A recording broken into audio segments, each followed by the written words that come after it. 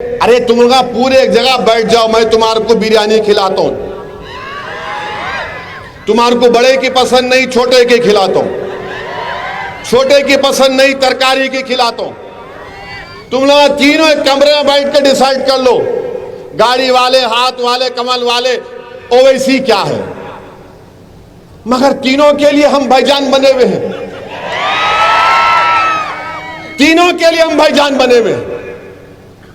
तेलंगाना में असेंबली इंतखाबात को अगरचे 5 माह बाकी है, लेकिन कर्नाटक के नताइज के बाद तेलंगाना में इंतखाबी माहौल गर्म हो चुका है। बीआरएस की गुज़िश्ता 9 बरसों से हलीफ जमात मजलिस के मौक़िफ़ में अचानक यू टर्न ने सोशल मीडिया और दीगर प्लेटफॉर्म्स पर अवाम के दरमियान एक नई बहस को छेड़ दिया है। सदर मजलिस असदुद्दीन ओवैसी ने केसीआर हुकूमत को तनकीद का निशाना बनाते हुए मुसलमानों के साथ नाइंसाफी की शिकायत की है। उन्होंने यहाँ तक कह दिया कि मुसलमानों की ताईद की अहमियत को नहीं समझा गया तो आइंदा चुनाव में खमियाजा भुगतना पड़ेगा। सदर मजलिस ने हैदराबाद के रिवायती हलकों के अलावा अजला के मुस्लिम आबादी वाले इलाकों से मुकाबले का इशारा दिया है। गुज़िश्ता 9 बरसों में ये पहला मौका है कि जब सदर मजलिस ने अवाम के दरमियान मुखालिफ बीआरएस मौक़िफ़ इख्तियार किया। सेक्रेटरीट की मसाजिद की शहादत, इस्लामिक सेंटर की अदम तामीर, यूनिवर्सिटीज में मुस्लिम वाइस चांसलर्स की कमी, पब्लिक सर्विस कमीशन में मुस्लिम नुमाइंदे की अदम शमूलियत, पुराने शहर में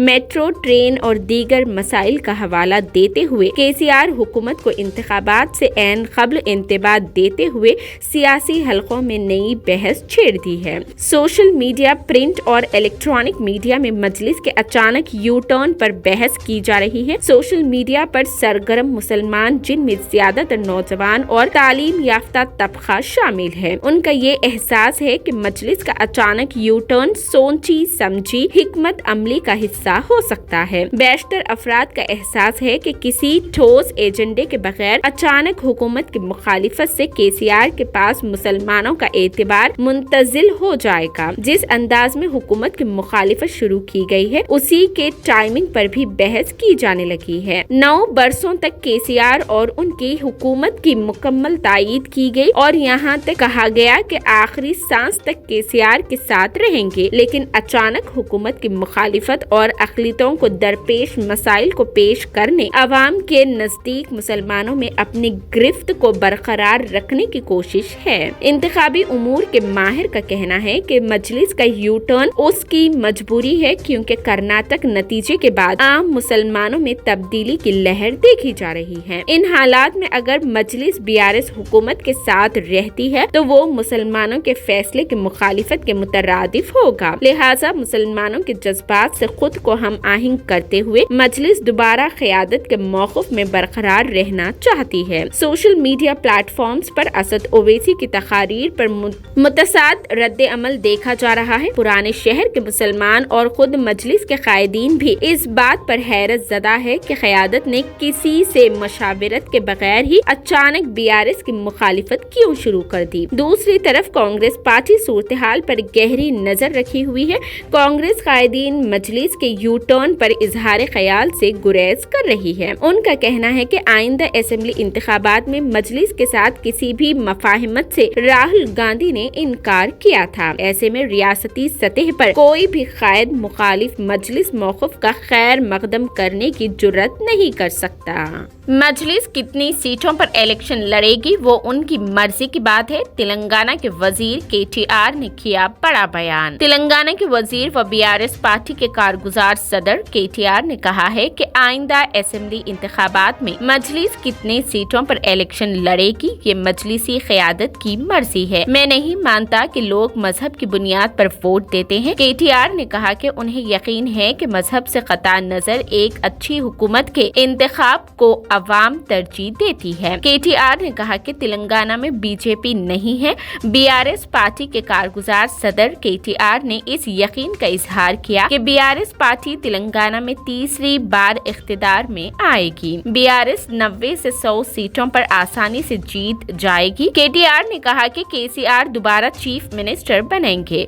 अच्छी कारकर्दगी के हामिल तमाम एमएलए को दोबारा टिकट दिया जाएगा। उन्होंने मशवरा दिया कि नाक़िस कारकर्दगी रखने वाले एमएलए को अपनी कारकर्दगी को बेहतर करना चाहिए। केटीआर केटीआर ने तेलंगाना भवन में मीडिया से गैर रस्मी बातचीत के दौरान ये तबसरा किया। उन्होंने कहा कि बीआरएस दूसरी रियासतों में मुकाबला करने के बारे में सोच रही है। केटीआर ने कहा कि हमारी पार्टी ने आंध्र प्रदेश में भी प्रोग्राम शुरू किए हैं। तेलंगाना की हुकूमत से इस बात का डिमांड करते हैं कि तेलंगाना के जो मुसलमान बीपीएल फैमिलीज है उसमें 1% लोगों को आप दलित बंधु की स्कीम की तरह मुस्लिम बंधु स्कीम का ऐलान करो और एक 10-10 लाख रुपए उन गरीबों को मिलना चाहिए। क्यों नहीं मिलना बताओ आप? अगर मैं डेटा खोल के बताऊंगा तो आप हैरत करेंगे। पूरी स्टडी मेरे पास है। आप अंदाजा भी नहीं कर सकते कि गुर्बत जो बीपीएल बिलो पॉवर्टी लाइन जो मुसलमानों में दलितों से भी गरीब है, शेड्यूल ट्राइब के बराबर गुर्बत है, मगर हम पे इल्जाम लगा देते इन उनसे मिले हैं, इन इनसे मिले हैं। अरे तुम लोग पूरे एक जगह बैठ जाओ, मैं तुम्हारे को बिरयानी खिलाता हूं। तुम्हारे को बड़े की पसंद नहीं, छोटे की खिलाता हूं।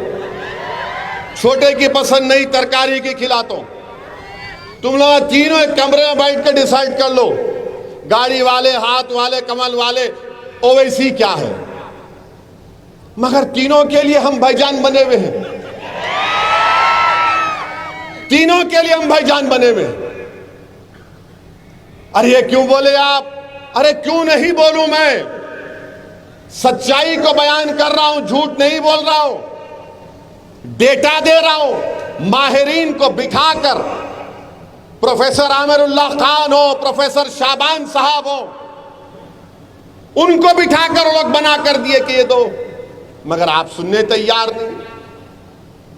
2200 करोड़ का यकीनन बजट है माइनॉरिटीज का, उसमें से 1617 करोड़ स्कूलों में चले जाते, 400-500 करोड़ उसका ऑफिस का खर्चा है। अच्छा, वो स्कूलों को आपने ग्रेजुएट डिग्री तक लेकर चले गए, वो 1600 पोस्ट तो फिल करो। गाड़ी की स्कीम का क्या हुआ बताओ मेरे को? उसके बारे में कोई जवाब नहीं देंगे। बीजेपी बोलती पाता बस्ती सर्जिकल स्ट्राइक करेंगे, ओवैसी के हाथ में स्टीयरिंग है।